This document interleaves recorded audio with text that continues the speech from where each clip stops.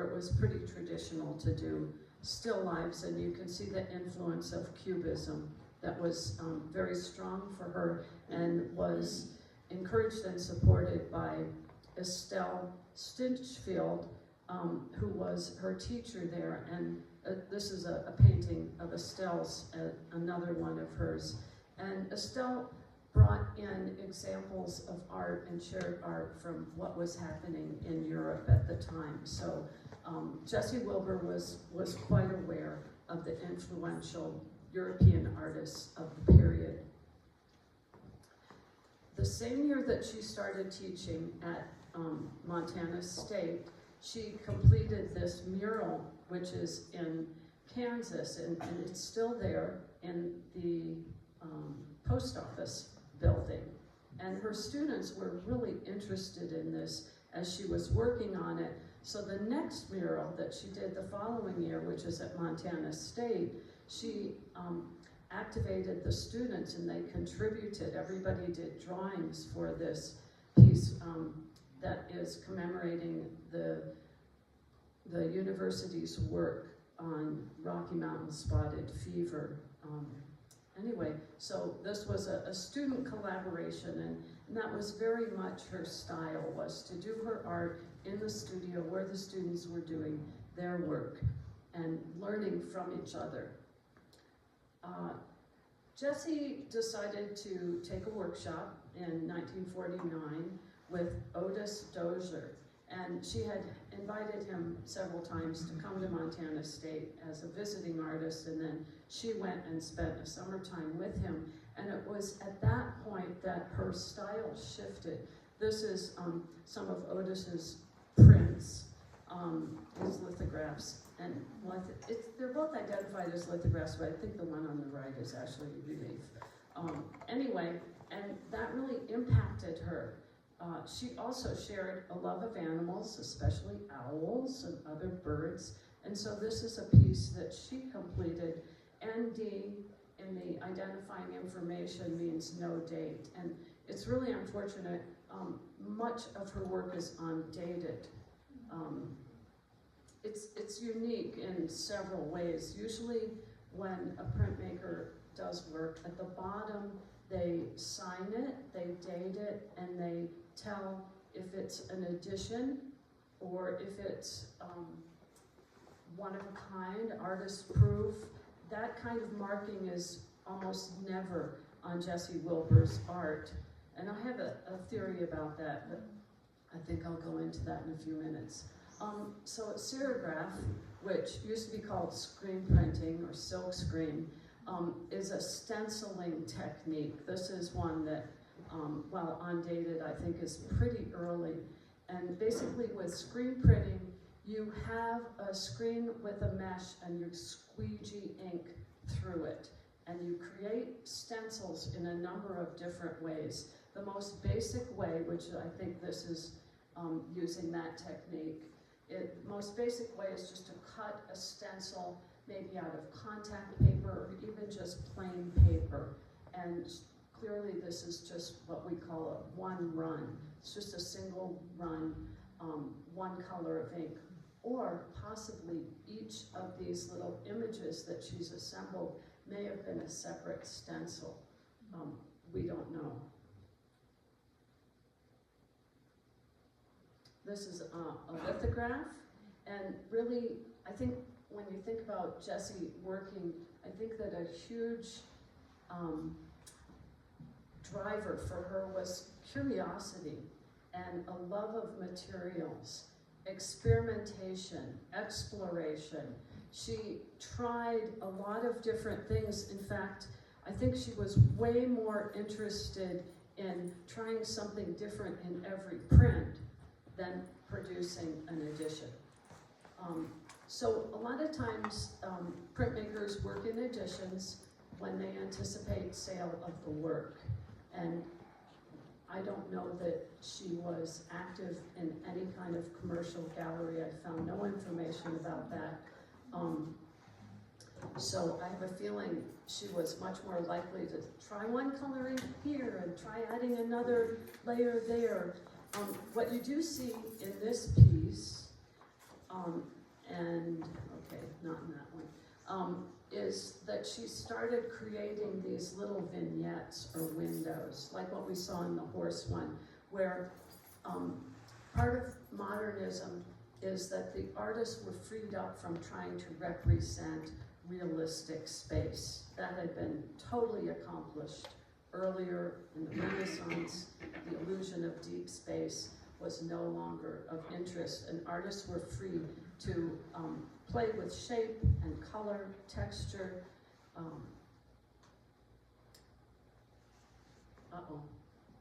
I have this app on my phone that I'm using to advance, so I have to be really careful with my finger.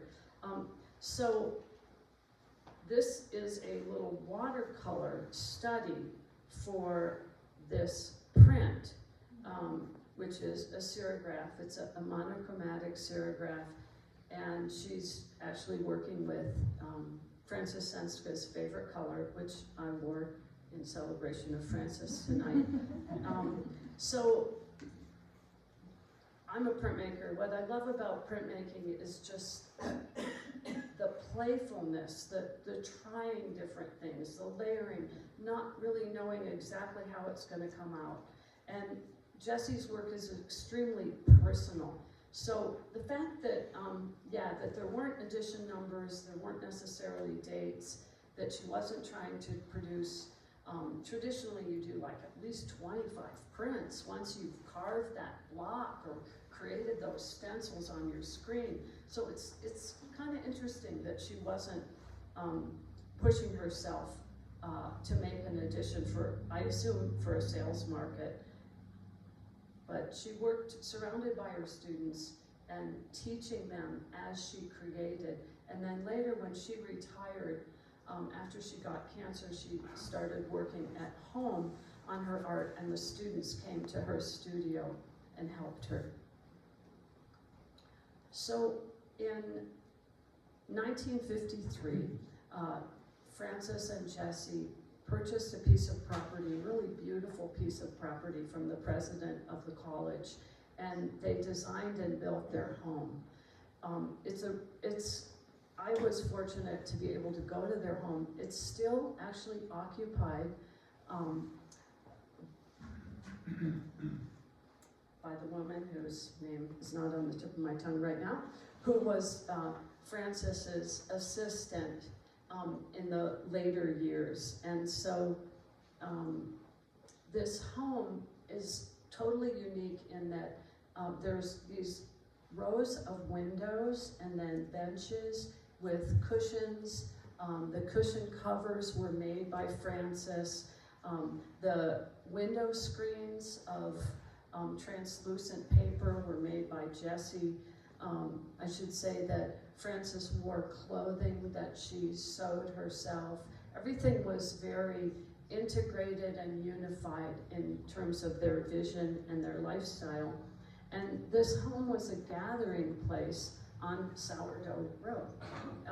The land sloped down to a creek. It had a beautiful garden and bird feeders, and they had their studio on the lower level and then their living space up above. And so in this home, they entertained their students, their colleagues, the entire DeWeese family. Apparently, Josh said that they had fabulous toys, a cupboard of toys they'd open up when Josh and Tina came over as little kids. So using this same screen design, Jessie made another print, which is just right outside the door here. I love this print, showing their home. And can you see Frances here? You see which one is Frances? She's wearing orange. You know, she's wearing I guess a jacket that she made herself and holding pottery that she probably made herself as well, and serving the family and the visitors. In addition to these like cushioned window seats, they also had little niches with mattresses. So if the party went late, the students could just curl up in these little niches and go to sleep. Yeah. Pretty fabulous. Here's another one of her beautiful serigraphs that's hanging right outside the door here. It's watching the eclipse of 1978.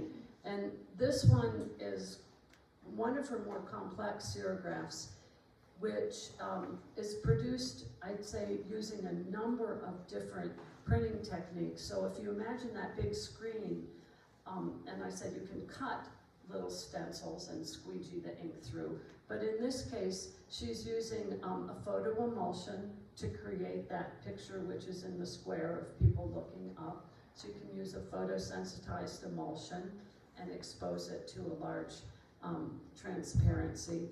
She's also using a drawn line, so you can draw on your screen with drawing fluid, and then squeegee a masking fluid over that, and then wash out the lines that were the drawing fluid. So the group of figures here looking up at the eclipse in the foreground is repeated again above that. And that is not true of her other print from this series. She's added additional layers where she repeats the outline of that group of figures there up on the mountains as well. And she's working on this really intense green paper. Apparently, she loved trying out all kinds of different papers and using whatever she could get her hands on. So it's really playful. I love this one. In 1966, Jessie and Frances took a trip to Africa, which was the birthplace of Frances. And after that trip, Jessie came home and made a whole series of serigraphs of different things that she observed. And she wrote about all the phenomenal things she observed in the markets and celebrations of dancing. And again, these prints, you'll see different versions of the same picture in which she, if you really explore her work, in which she tried varying colors. And again, those little windows or little circles containing different scenes that she assembled. The marketplace, and so it's fairly simple drawing, but she's completely unrestrained with her color. I just find her color very exciting and refreshing. She was completely engaged with people carrying things on their heads. It was one of the things she reflected on and wrote about. And I just picked a few of these. There are many more.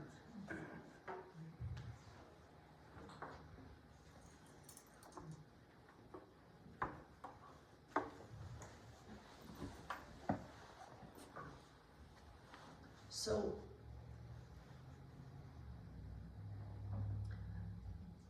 I think it was 1974 that she stepped down from teaching because of cancer, but she did not stop working. Frances also retired at the same time in order to support Jessie. And so I love this quote because it validates really all the images you see after this time. In 1983, she said, "Everything evolved around what I could see out my back window." And kind of imagine her studio is on that lower level, right outside the windows. Everything's happening in the garden. So apparently she fed the magpies regularly all winter, which we do too.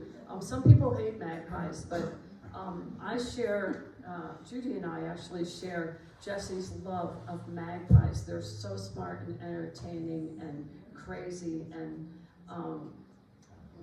yeah. So she fed them all winter on a stump in the garden and made many, many drawings of their flight. This particular one is a collage, and I chose it out of many others because I love the color and it's a little more complex than some of the prints. She enjoyed the way they swooped in, courteously waited their turn, thriftily packed up pieces as they dropped in the snow, and she was especially tickled by one who discovered the suet he got was way too big for him to manage, and he brought it back, put it back on the stump, and picked up another. This is a story from Connie Correll, who knew about this incident. To me, the greens and the oranges and the warm colors, all these earth colors, are really a fabulous celebration, along with the graphics of the magpies. So all of these are pieces in the Holters collection. I mean, this is what's back there, plus a whole bunch more that hasn't even been cataloged or photographed yet, I believe. I know of some, at least, that haven't been fully accessioned because it's extremely labor intensive.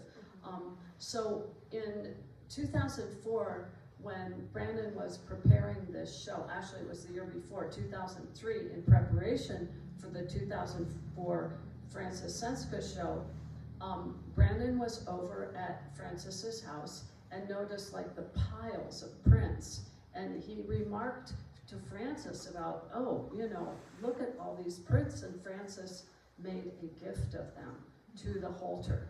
So Brandon got a good start on accessioning them and documenting them, and that's what I'm relying on for these. Hannah was kind enough to go through a lot of prints and, you know, create documents for me that I'm using for this sharing. Anyway, there's quite a few different versions of Rackety and his friends. This is the full color one, the one with the most, what we call runs. That's each time you put a color down with the screen, each squeegee is a run. And then the next time you use a different color and squeegee that on, and that's another run. So this is a really fun one. I totally relate to it because I also had a pet raccoon, and they're extremely entertaining and challenging and smart and tricky. But they figure out if you're their friend and you give them things to eat, they have those wonderful little hands and, you know, very dexterous. So love this piece. And clearly Jessie completely enjoyed all the animals and the children. This is another collage, mixed media collage. And it took me a while thinking about it, but does anybody else wrap a little fence around things you want to protect in your yard and try to keep the deer from devouring? I think that's what this container is. And again, it's these glorious greens and oranges, which, you know, as near complements really set each other off. Tina DeWeese emailed Michelle Carril and said that both Jessie and Francis were completely immersed in their garden. They always gardened, and that their beautifully tended spaces were really the center of Jessie's focus in her prints and her collages.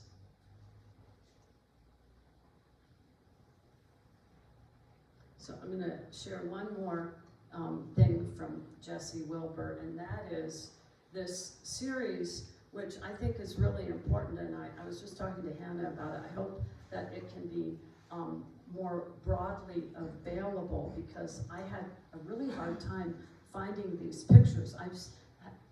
Who has seen this series of serigraphs? Yeah, Judy and I saw it. We were up on the High Line in a little town. I want to say it was Chinook. Anyway, and we walked into this history museum, and there was the suite of serigraphs that Jessie had made of Blackfeet teepees. And each teepee has a legend that goes with it, explaining the design that's on the teepee. There's 26 pieces in the series, and it began in 1944 and 45 when Olga Ross Hannon took Jesse Wilbur up to some sun dances, and they were observing the teepees, and Olga was especially interested in making paintings and documenting them. So after Olga died, Jesse decided that this was really important documentation, and so she got a grant from the Montana Arts Council and produced this series of 26 serigraphs, each of them showing a different teepee, identifying on the back of the print whose teepee it was, and then, like I say, they were accompanied by the narrative of the story that goes with that image. So it was an ambitious project for her in the mid-70s, and shortly after she retired, and she got help from two of her students, Stacy Ham and Sage Walden, helped her produce this.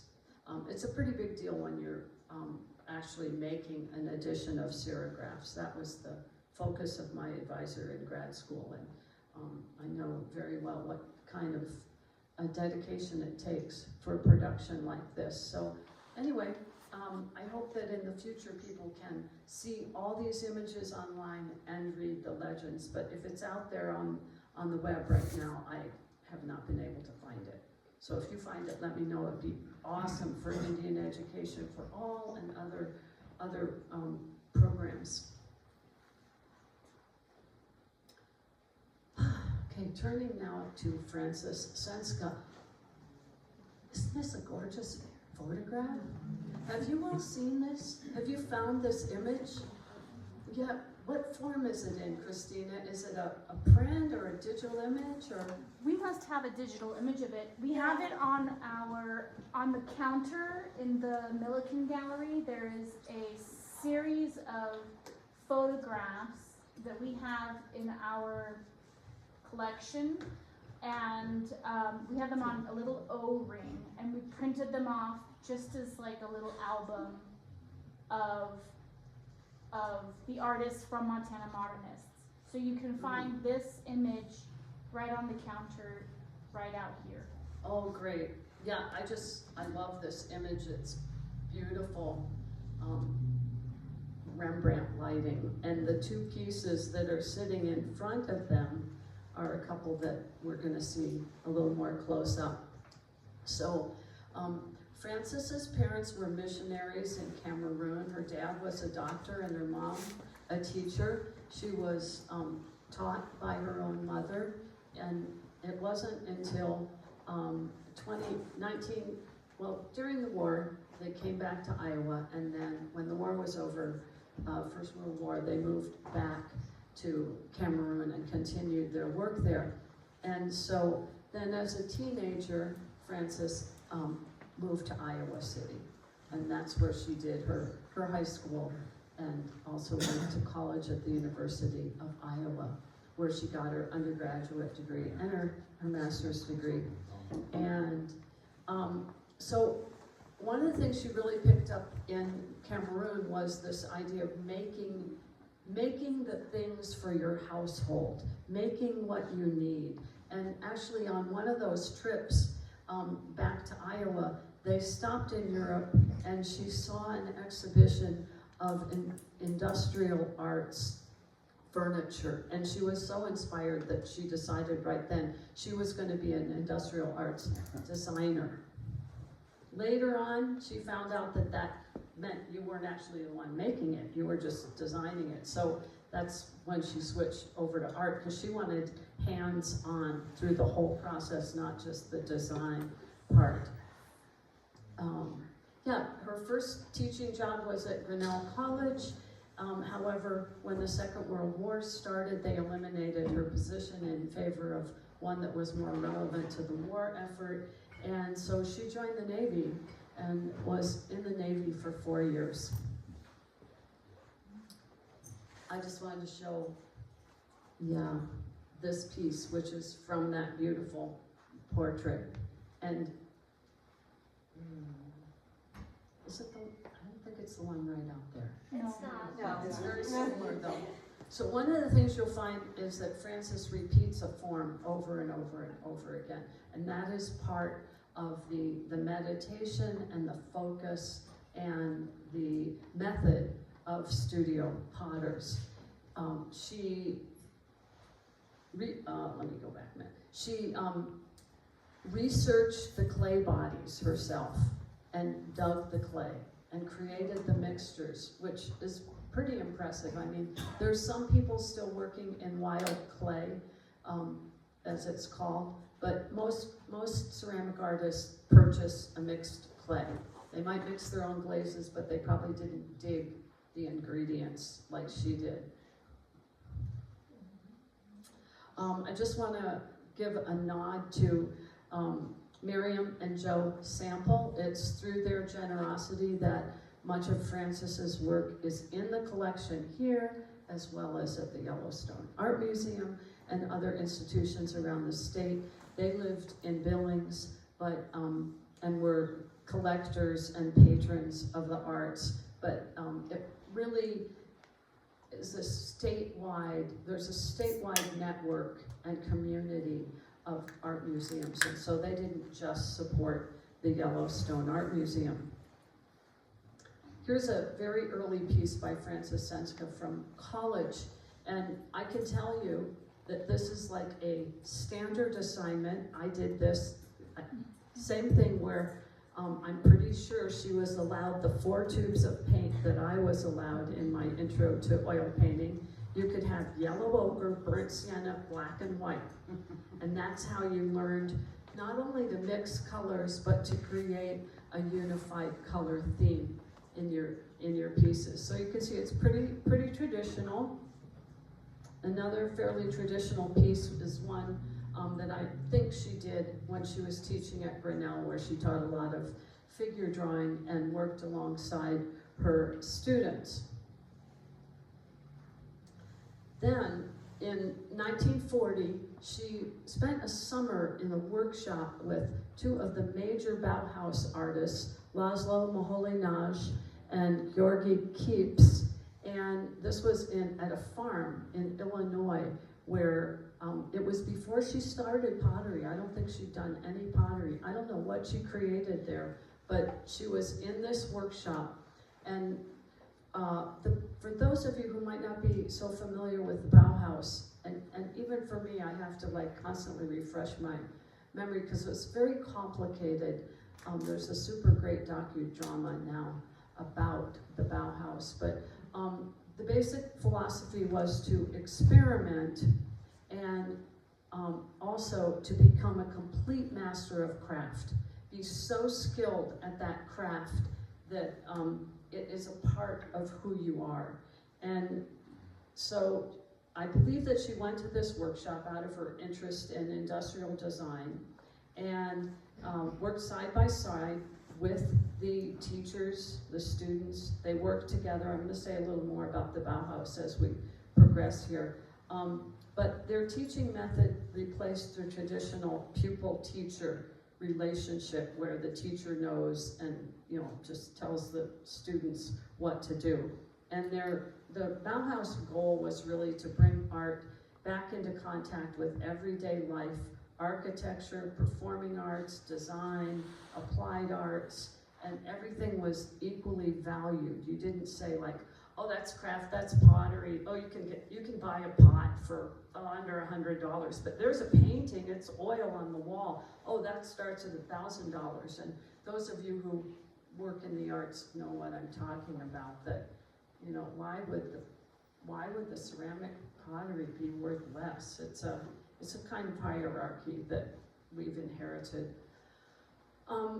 She next, again, this was before she started at Montana State. In 1944, while she was in the Navy in California, she went and took a workshop with Edith Heath at a place called the California Labor School. So you might pick up from that, it's kind of a radical place, progressive politics, humane economics, energy saving was valued, reusing the clay, making sure your scraps are pugged and put back into the system of use, and very, very philosophical. And so if you look up Heath Pottery now, it's still this phenomenally huge business.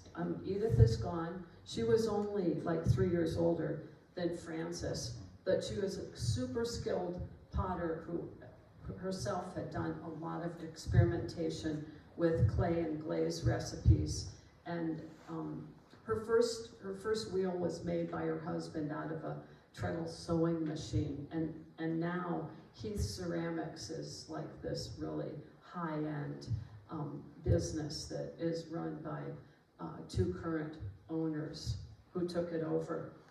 She designed her ceramics to be fired at a lower temperature to save energy, and recycling materials is part of the philosophy. So the idea is that when you sit down to dinner, that you have an aesthetic experience with that object.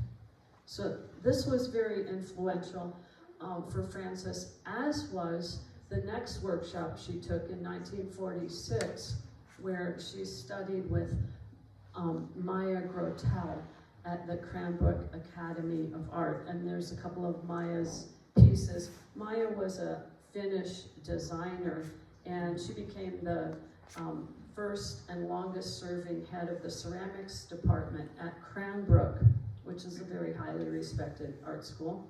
And she was responsible for changing the title of the program from pottery to ceramics, where the focus was not just an object, but the development of materials, processes, and the ability to enhance the space where we live. So for those who think that this functional pottery is conceptually shallow, I differ with that. I think it's profound in a very Zen, material, immediate, tactile way. Okay, so 1946 to 73, Frances was teaching at Montana State. Here's an interesting thing. I kept wondering, like, wow, they hired 2 women? First Jessie and then Frances were hired to teach at the university in that era, when, I mean, it's been a very sexist system. I speak from personal experience in the academy. Well, then I read in an essay by Michelle Corrill that actually I knew that the Department of Applied Arts was housed in the home ec department, and that they called that building the women's building. So that kind of explained a few things to me. The fact that it wasn't considered the fine art department, it was applied arts, it was home ec, it was women's work. But Frances built a pottery right away. Took her 2 years to get a pottery set up in the basement, and in that pottery she created her exquisite traditional work with the subtle designs and a lot of plant-like forms, and led her students on clay digging expeditions, like up in Lewistown is where they got their stoneware. Somebody's nodding, you know about that? Yes. Anything you want to add? Sure. I taught a workshop with Josh last summer in Lewistown, and it's actually now kind of a super fun site because it was actually the town dump where she was digging from, and it was where they put in a siding car, and they had proposed to put in a siding rail line, and so they had excavated this hillside to put in that railroad, and then they ended up not putting in the railroad, but it had exposed this big vein of clay, and it was kind of regarded as the Senska pink, because the clay actually, or Senska Purple, and it had like this really vibrant purple color. And last summer we tried to access it, talking to landowners and things, but we weren't able to. But we got from a similar vein up the road a little bit, but it didn't fire the same as this one really vibrant purple clay that could actually go to cone 10. Thanks for sharing that. Yeah, I know that there's a story Josh tells about laying the truck down after loading it with probably too much clay to drive it back to Bozeman. But and then there's another great story about Peter Volkus, another one of Francis's students, who most people have heard of because he's probably the most famous of them, but where he was in Bozeman and he noticed somebody with a bunch of mud on their truck, and he asked them, "Where did you get stuck?" And found out that they had been stuck up in Bear Canyon. And so that was another vein of clay that was discovered in that way.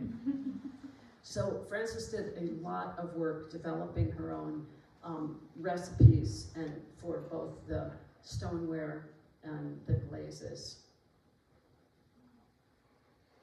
So we've mentioned them already now, but Rudy Audio and Peter Volkus were her students very early on. Rudy's work, Rudy developed his own style pretty early on, working with slabs and doing paintings on the surface, perhaps as much of a painter as he is a ceramic artist, or was. And Peter Volkus, Peter apparently did not want to take pottery because he would get his hands so messy. But finally, as a senior, he took pottery, totally fell in love with it to the extent that he used to sneak into the pottery at night through the window so that he could work, and then Francis caught him and gave him a key. Yeah, there's going to be I'm going to show you a little clip with Rudy and Peter, so I don't have their work on this slideshow, which is probably already too long. Anyway, somebody said to Peter that he threw pots just like Francis. Well, Francis threw them just like her teacher. And so Marguerite Wildenhain, who I'm going to introduce you to here in a minute. And so Peter Volkus's early work was much more like Francis's, very exquisite vessels, completely controlled. And then he went to California and became an abstract expressionist, and much more famous probably because of that.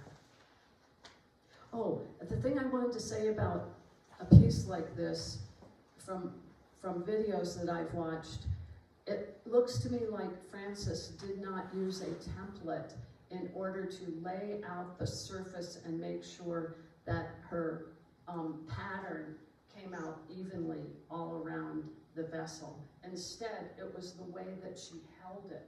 So she used her hands as her unit of measure for getting, this really beautiful repeated pattern on things. It's a very different way of working. It's working with your own body as the fundamental source. Yeah. I just wanted to add something really quick, but the yellow ovals are actually the Lewistown clay with just a little bit of calcium carbonate, limestone added to them to flux it out. So she used local clay, but then also her surface decoration was using the clay that she had found as well. Wow. And at MSU they still have that glaze or slip available for students to use, and we call it Senska yellow. Oh, that's great. Wow. Thank you. Yeah, I'm so glad you're here. Maybe you might not have come in the room before. I said, did anybody know Francis? And maybe you didn't know her, but in a way you know her through Josh. this inherited understanding. That's great. So Frances also did printmaking.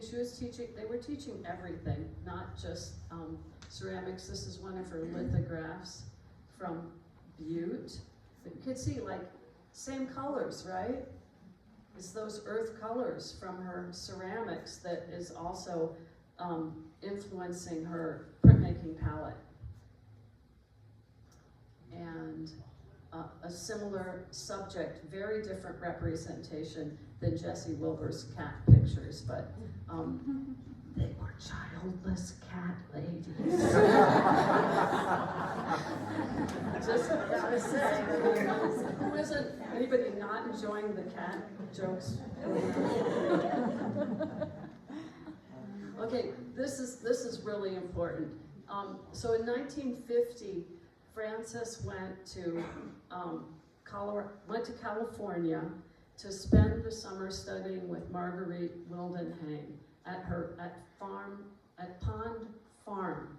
Pond Farm was a workshop very remote north of San Francisco. I was going to show you a video clip, but I think I'll skip that because of our time here. But if anybody wants it, I can give you the link. It's fascinating.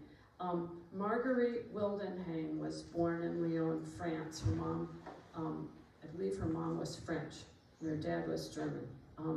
And so she trained as a sculptor in Germany and held an apprenticeship at the Bauhaus for 6 years, starting in 1919. However, she was Jewish, and so she had to flee from Germany, fled to Holland with her then husband, and then finally they had to flee from Holland when the Nazis invaded there. And so with the help of architect Gordon Herr, she founded this arts community called Pond Farm. And she actually lived there for the whole rest of her life. In the early years, it was a gathering place for Jewish emigres who had fled from Europe, artists. And she was the first woman who became a master potter at the Bauhaus. And this was against odds, a lot of discriminatory odds. But she persevered. And this video I have is so interesting. She's very strong. So when she was a young woman in Germany, she came across a flyer with Gropius's manifesto for the Bauhaus, and she immediately joined. So this idea that architects, sculptors, painters, all craftspeople must unite and develop their craft and just strive for complete mastery and really making our whole day-to-day life an aesthetic experience. And that's what I think why Frances chose 3 different workshops with Bauhaus influenced or Bauhaus teachers. Anyway, Marguerite Wildenhain, very, very interesting, strong woman who, if you went to her workshop, you would have to throw the same pot for 8 hours a day. And then she'd come along and say, nope, nope, nope, nope, oh, there was a good one, nope, nope, nope. And so in this video, her students are describing this experience of working with her. But she taught them to see and to appreciate the world around them. This is some pottery by Marguerite Wildenhain. So I really, through Frances, I was so excited to discover this artist. Okay, it's not a coincidence that I don't think that Frances comes back to Montana after that workshop, and the very next year, the Archie Bray starts supporting artists, beginning with her 2 students, Rudy Audio and Peter Volkus. This is one of Frances's lithographs. I think it's a watercolor. It's ID'd as a lithograph. I don't believe it. I believe this has got to be a watercolor. It does not have litho marks. I think it's mislabeled in the collection. Anyway, so Frances and Jessie helped construct the pottery. which was built in 1951. Rudy and Pete would work during the day in the summer at the pottery, helping Archie Bray to make bricks, and then in the evening make their own work and fire it in the brick kilns on top of the bricks. And so Jesse said, I can't believe that building is still standing. All the different people who worked on that masonry, and we didn't even have any experience as masons, but you know, it's still a wonderful, historic, standing, functional building. And of course, this is, if you go to the Bray at all, you'll encounter this image, the historic workshop that was held there. Francis participated in this workshop, as did Rudy and Peter, who are seen in the middle here. These kids, they were kids really at the time, standing with these greats from Japan and Bernard Leach from Minnesota. So in the workshop, Francis made pieces. I don't know if this one was made in the workshop. I don't have a picture of the one that I know she made at that time with Shoji Hamada. And one of the things Francis reflected on later was, it used to be considered so low class to make a teapot. Teapots were really looked down and frowned upon. But then in the hands of Shoji Hamada and the transition that happened in attitudes and craft for studio potters, then it became not only okay, but really challenging to make teapots. So this is one of the pieces, it's not the exact one that's sitting out here, but another one from the Holter collection. I don't think it's the same one. So you notice that there's 9 cups. Well, 9 is a lucky number in Cameroon, and so that's why Francis tended to do 9 of things. Ceramic wine set from 61, and a couple other pieces that are out there currently on display. The triple handle, I haven't seen that, other people making those triple handles. Was that a thing? Great way to pick things up. Yeah, I think, I wonder if it was influenced by her love of birds and the way talons might pick up something. Yeah, a beautiful design. Anyway, so we're wrapping it up. I think this is the last piece I'm going to show you, which is also out here. This is what she called her Yababo pot. She made several of these Yababo pots, and they are done with the stoneware and then a black slip that I understand she developed. And so it's basically a printmaking technique where after you make the pot on the wheel, then you would paint on this slip, which is essentially a watery clay, and then use a carving tool to carve through, just like relief prints. And I've really been curious about the imagery. And I recognize the peace symbol. I associate the canoe picture with Francis and Jesse's efforts to protect the Yellowstone. There was a move to try to dam the Yellowstone River, the longest undammed river. And so they were successful, but it wasn't easy. So I don't know, maybe they paddled on the Yellowstone. Anyway. The style looks like Cameron. Yeah. Whether you, if you didn't know she had a connection to Cameron, you would wonder. Yes, and Even that sort of eye shape. I'm not an artist, but the eye shape is common for a game piece that is also decorative in Cameroon. Wow, thanks for that.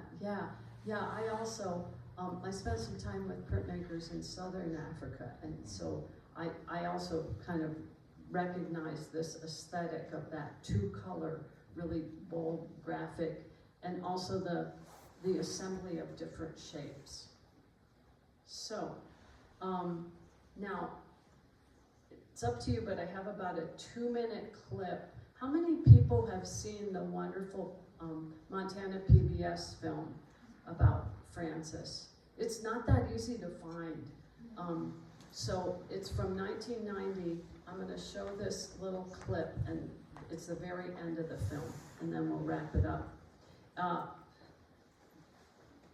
What's great about this clip, and the whole film actually, which we're not going to see the whole thing, is that, I can flip it over there, Hannah. It's filmed in her house, so you get to see a little glimpse of that house, which is still occupied by Sheldon Murray, her former assistant.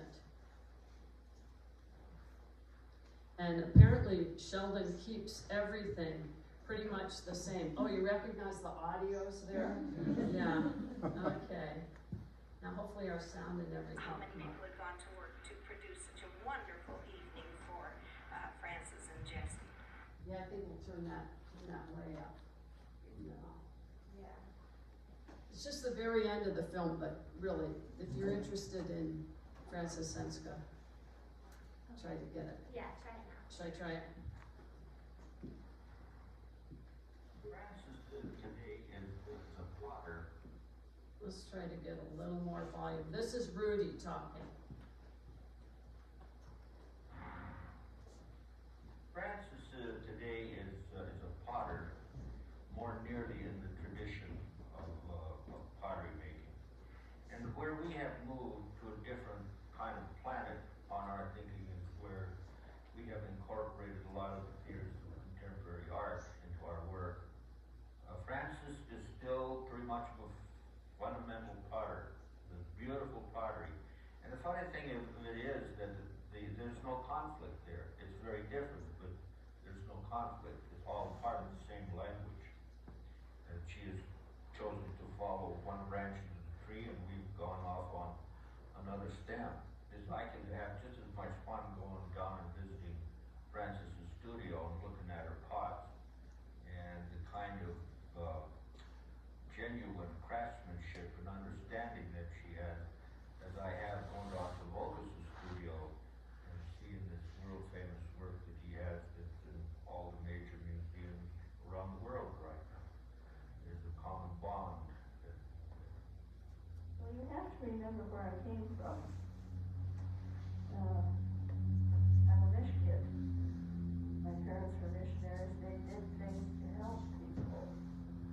And you always felt that you were doing things for people. And my feeling is that I want to make things which are useful to people. That are well made, that are good, will be useful to people. And if they're art, that's a dividend. There's her house. It's become okay to make teapots. For a while, it was just, very, very low class, one didn't do that sort of thing. But now people can make pots, they can make nice, comfortable, easy to use, user-friendly pots.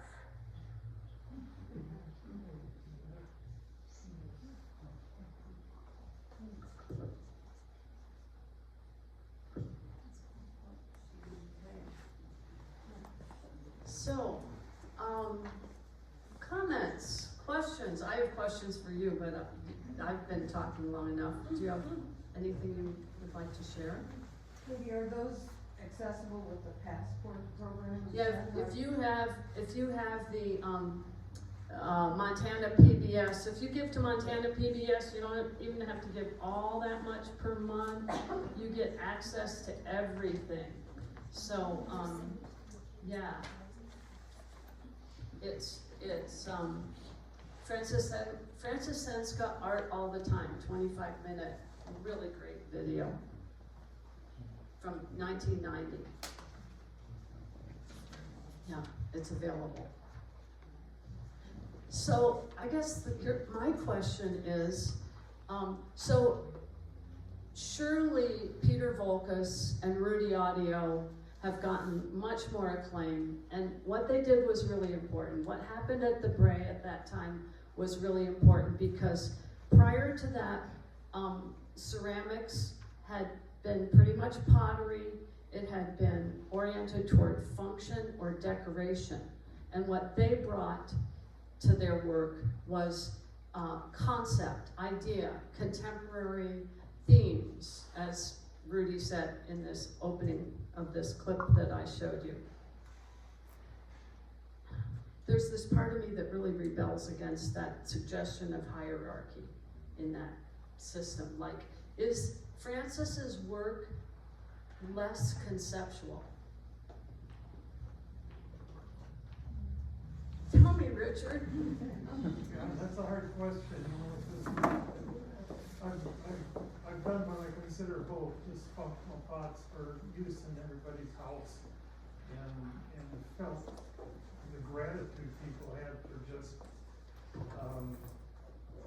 using a coffee mug that they used every day, or the cereal bowl that the child used, and at the same time making a large sculpture for a public place.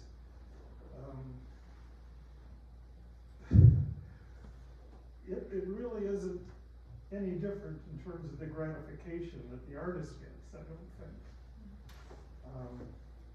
Whether it's different in terms of public perception, it certainly is for the most part. I don't know, do people agree with a pot versus a public art sculpture? What do you get the most enjoyment out of, and which you think requires the most talent to make? I don't know. I think the problem for me is that it becomes a dichotomy. It's either or, the binary that's not necessary, you know. And so when I think about, I mean, it is not without much thought that these were women at a time when they were trying to transcend that whole concept that functionality was an imperative in the household. You know, it was okay for them to make pots because that was women's work, and it's Peter and Rudy Audio who got to transcend that and make that conceptual work, and but they wouldn't have been able to do that without these incredible women doing the work they were doing. You know, it's no small feat to move the art department out of home economics into its own department. And that is, especially happening in the 40s. I mean, that's pretty incredible that they were able to do that. And absolutely, people knew that they were partners. And to allow that to happen here in Montana, I mean, the world was very different, and Montana was very different in the 40s and 50s than it is now. And that, to me, is just really very powerful and not to be glossed over.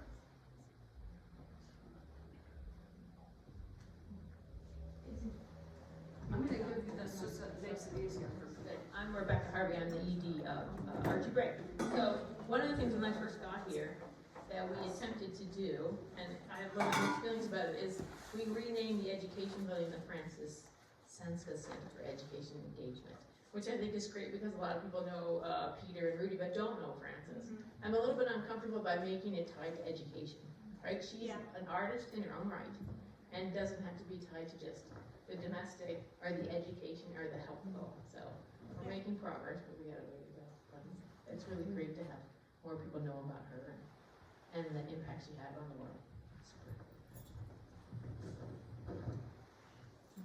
Thank you. Anybody else? Well, one thing I found as I was reading this kind of reminded me of my parents' language at the time, is that in the books, anything you want to know about Jessie and Francis's relationship must only be read between the lines. They are described as friends. In some later writing, they are described as companions. Clearly, they were devoted to each other and they were a team. And as Judy reminds me, there wasn't language for relationships like that until very recently. There was language, but it was forbidden. Of course. She always wants to say something. I just find this very interesting that in this day and age now, there is so much more language available for same-sex relationship, variety of gender, everything.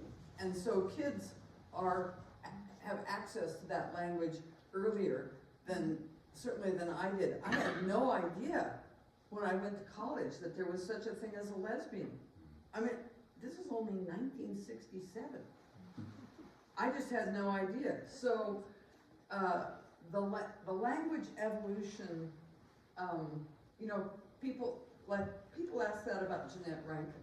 Was Jeanette Rankin a lesbian? What's a lesbian? We don't know. We just know that she was one hell of a strong woman. And clearly Frances and Jessie were strong, strong women who found companionship and support with each other. So for me, that is the definition of a lesbian, actually. Okay, well, everybody, I hope you really enjoyed the room.